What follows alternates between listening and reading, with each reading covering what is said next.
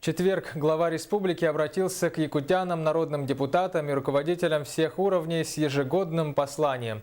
Это шестое по счету, начиная с 2010-го, традиционное обращение Егора Борисова к парламенту и населению в целом. Содержание, как всегда, заранее не разглашается для собравшихся в зале и у экранов телевизоров.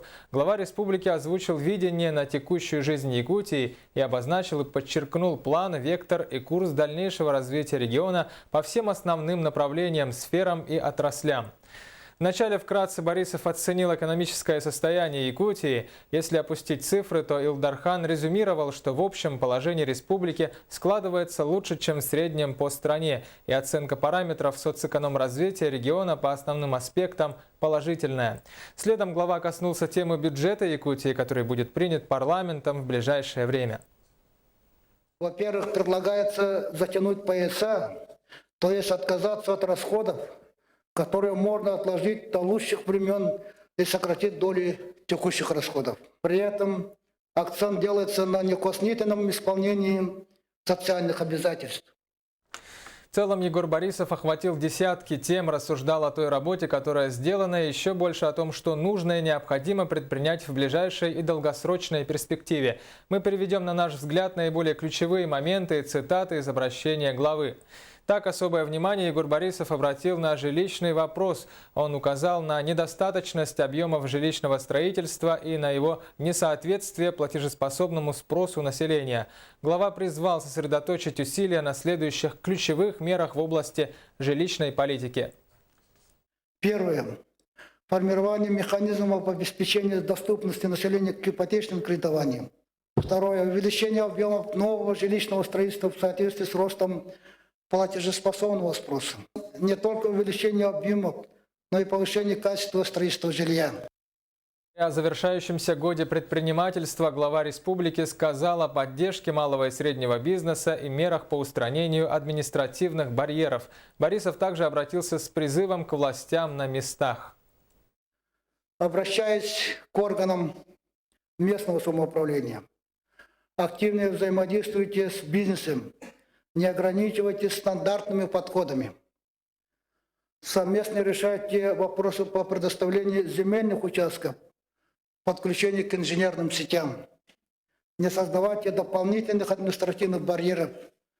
В ваших же интересах, как избранных глав муниципальных образований, содействовать созданию новых рабочих мест. Ну а касаясь сферы промышленности, Илдархан указал, на что следует приложить особые усилия.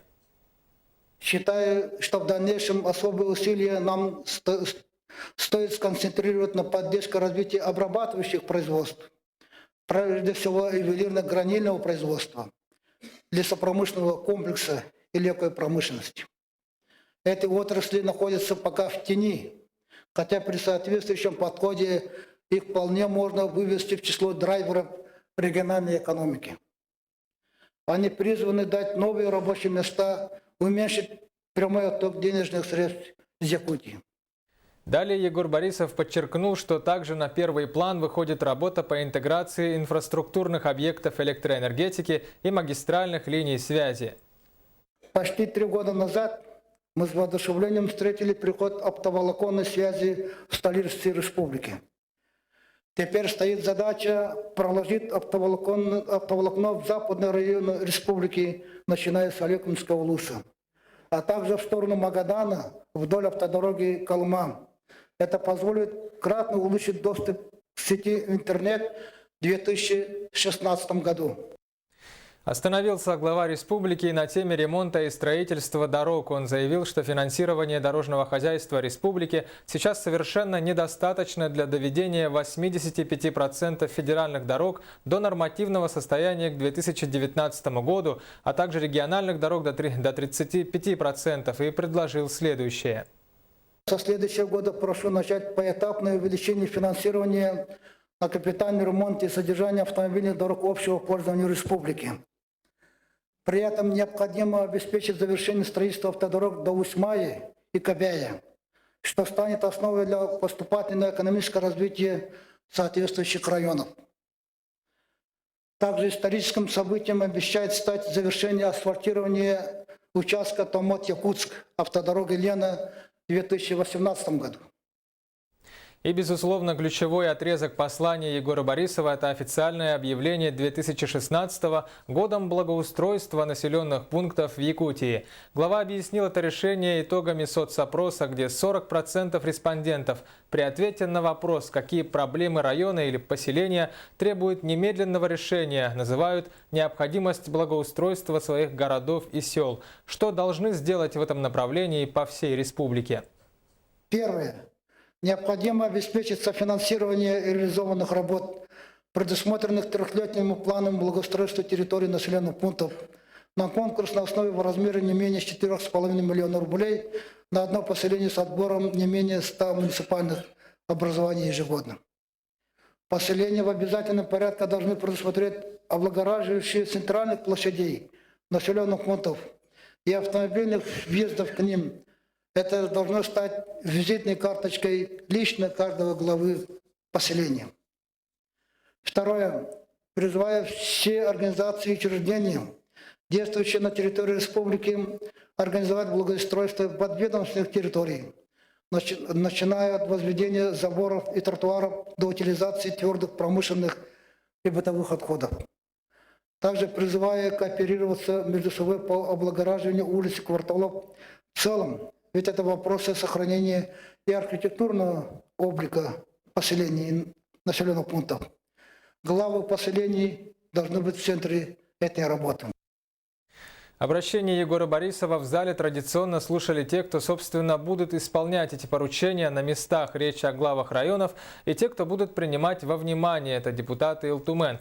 По горячим следам, вот как прокомментировали послание Егора Борисова чиновники, руководители крупных предприятий и компаний, также парламентарии.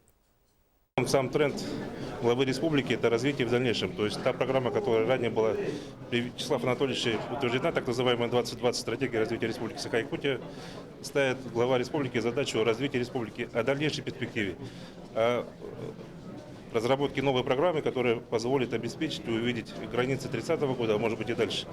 Это радует, поэтому я вот как депутат, как руководитель Якутского регионального отделения партии «Единая Россия», думаю, что у нас большие перспективы, и самое главное, что руководство, глава республики видит перспективу развития республики. Но мы в целом тоже по бюджету видим, что тенденция положительная. Глава республики объявил следующий год годом благоустройства.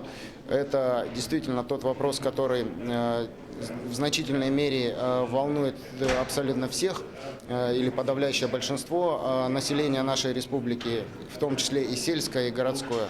Вот на основе общественного мнения, к которому глава республики Саха-Якутия прислушивается всегда, он всегда советуется прежде всего со своим народом, со своими людьми. И было принято, как я понимаю, это решение. Мы его будем исполнять, концентрируя наши усилия на этом направлении. Мы будем также исполнять те задачи, которые определил Егор Афанасьевич, в том числе в первом квартале следующего года мы планируем скорректировать свою стратегию развития до 2020 года в целях повышения эффективности своей деятельности.